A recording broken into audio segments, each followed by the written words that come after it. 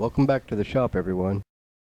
I was going through some of my archive videos when I came across some highlights on this interesting noise. 2008 F450 with a 6.4 liter. Once the engine's at operating temp, we have a bird chirp noise. Difficult to isolate.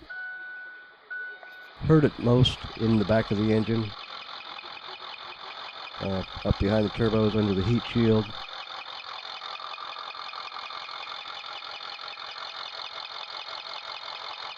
Once I removed the valve covers, I could hear it most.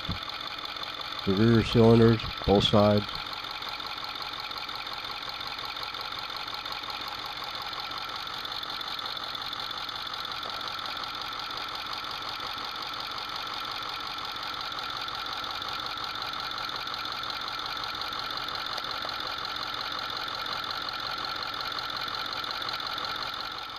I attempted to isolate the concern by disabling injectors for specific cylinders, no changes with engine load.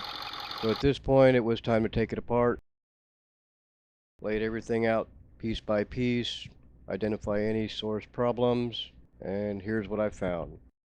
The rear camshaft lobe severely scorn, so every time the roller lifter would roll over it, made the noise. Tear down the engine completely, remove the camshaft for inspection.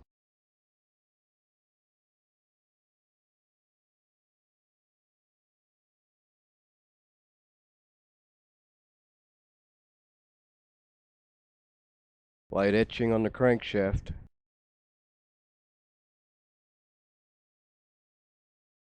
Some you can almost feel with your nail.